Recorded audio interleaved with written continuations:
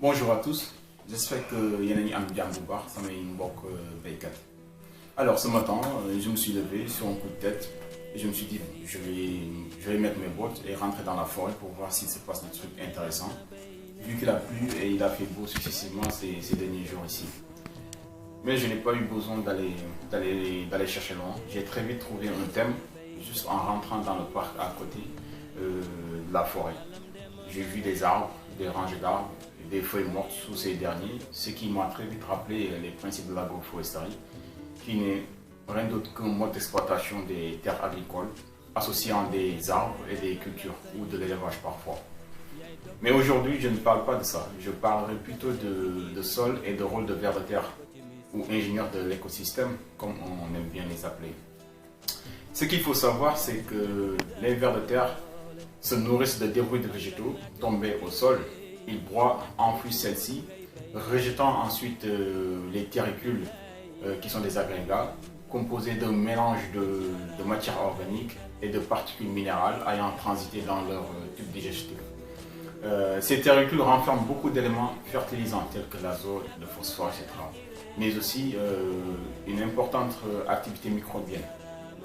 Ce qui profite forcément à la végétation sur place, parce que la plante ne consomme pas directement les feuilles mortes ou le fumier, le compost que vous mettez dessus, mais elle consomme plutôt les éléments nutritifs issus de la dégradation de ces matières organiques que vous mettez dessus. Et il se trouve que, voilà, que les vers de terre font partie parmi les milliers d'organismes vivant dans le sol à faire ce travail. On en retrouve principalement trois types de vers de terre. Les premiers qui se trouvent souvent en surface, c'est les épigées. Ils agissent en surface, se nourrissent directement de la matière organique et des végétaux en décomposition. Les seconds, on les appelle des endogés, qui creusent de profond, qui font des creux profonds et des galeries et se nourrissent de terre mélangée de la matière organique. Les derniers qui font un travail colossal et qui vont en profondeur, on les appelle les anéciques. Ils vont chercher la nourriture à la surface du sol, c'est la matière organique, puis ils distribuent en profondeur grâce à des galeries verticales qu'ils creusent, ce qui crée aussi une aération du sol. En gros, on peut dire que ces ingénieurs du sol permettent aux végétaux dans nos champs d'avoir un meilleur accès à l'eau en facilitant l'infiltration de cette dernière et à l'accès aux éléments nutritifs dont ils ont besoin pour leur développement forcément. Donc il faut bien apprendre à les reconnaître déjà pour ne pas s'amuser à les tuer et éviter de perturber aussi leur habitat. Et enfin, essayer au mieux que possible de favoriser un milieu favorable à leur développement. Parce qu'à la fin de toute cette histoire, c'est nous, agriculteurs et agricultrices, qui en sortons gagnants ou perdants forcément. Et surtout, il ne faut pas en avoir peur.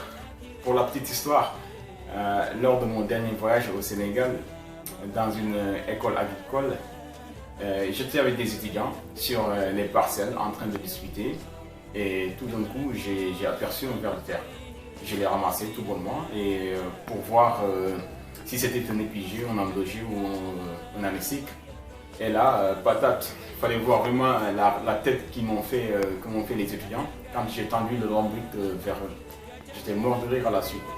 Et oui, il y en a comme mes cousins serrères qui pensent que toute chose rampante sans poil sur le sol, c'est forcément un serpent. Sur ce, voilà, je vous dis à la prochaine fois et n'oubliez pas de cliquer sur le pouce bleu et de vous abonner, mais surtout d'activer la petite cloche pour ne pas rater les prochaines vidéos. Merci.